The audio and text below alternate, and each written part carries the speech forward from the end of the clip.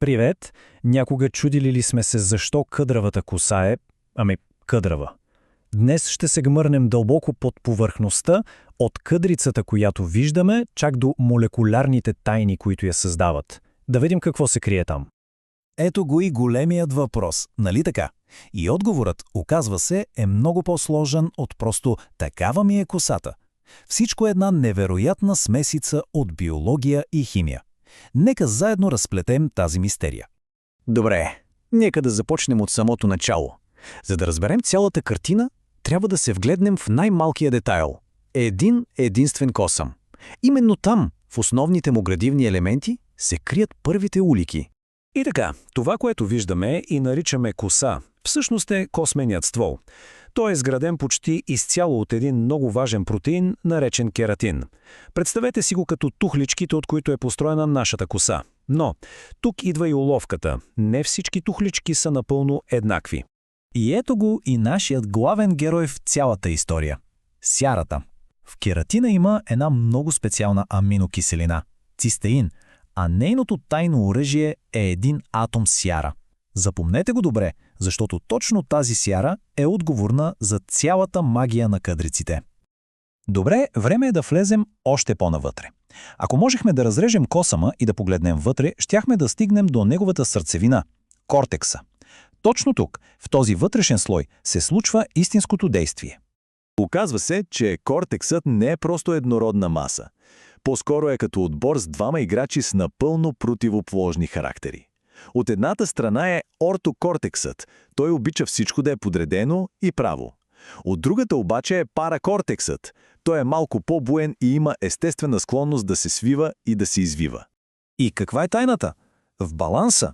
Или по-точно, в липсата на такъв. При къдравата коса тези два типа клетки са разпределени неравномерно. Представете си, че от едната страна на косума има повече от тези свиващи се клетки. Те дърпат по-силно и това напрежение буквално кара целия косъм да се огне. Просто и гениално, нали? Добре, косъмът се извива. Супер. Но какво го задържа в тази форма? Тук на сцената излиза нещо като молекулярно суперлепило. В науката го наричат дисулфидни връзки. Спомняте ли си онези серни атоми, за които говорихме преди малко? Когато два такива атома от различни кератинови вериги се окажат достатъчно близо, те се хващат здраво един за друг и образуват супер силна връзка – дисулфиден мост. Тези мостове действат като милиони малки скоби, които заключват формата на косъма и го карат да я запомни. А разликата е съвсем проста за разбиране.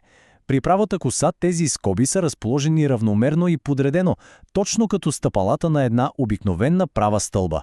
Но при къдравата коса те са разположени асиметрично. Това създава едно постоянно напрежение, което усуква цялата структура и я превръща в нещо като вита стълба. И тъкмо когато си мислим, че сме разбрали всичко, се оказва, че цялата тази история е предопределена още преди косъмът дори да се е появил. Време е да отидем до източника, до самата фабрика за коса – фоликулът. Оказва се, че формата на всеки косъм е решена още в самото му начало. Фоликулът, тази малка тръбичка в кожата, от която расте косата, работи буквално като кълъп.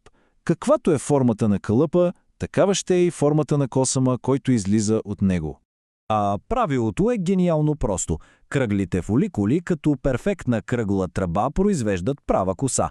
Колкото по-овален и изплескан става фоликулът, толкова по-голямо е и извиването. Първо получаваме вълни, а при най-плоските извити фоликули се раждат истински спираловидни къдрици. Разбрахме механиката, нали? Но, разбира се, винаги има и нещо повече. Нека погледнем голямата картина, за да видим кои са другите сили, които влияят на играта. Разбира се, генетиката е главният диригент на целия този оркестър. Тя пише партитурата, но дори и тя може да бъде повлияна. Фактори като възрастта, хормоналните промени, помислете за бременност или менопауза и дори начинът, по който се грижим за косата си, могат леко да променят мелодията и да повлияят на структурата й. И така, нека съберем всичко на едно място. 4 ключа към тайната на къдриците са: първо, асиметричните скоби, дисулфидните връзки. Второ, неравномерният баланс на клетките в сърцевината на косъма. Трето, овалната или плоска форма на фабриката – фоликула. И четвърто, големия шеф – генетиката заедно с нейните помощници – хормоните. Така че следващия път, когато видим къдрица, вече ще знаем, че гледаме нещо много повече от коса. Гледаме сложна архитектура, изваяна от химия, биология и генетика. Това е един уникален биологичен подпис. Каква ли история разказва той?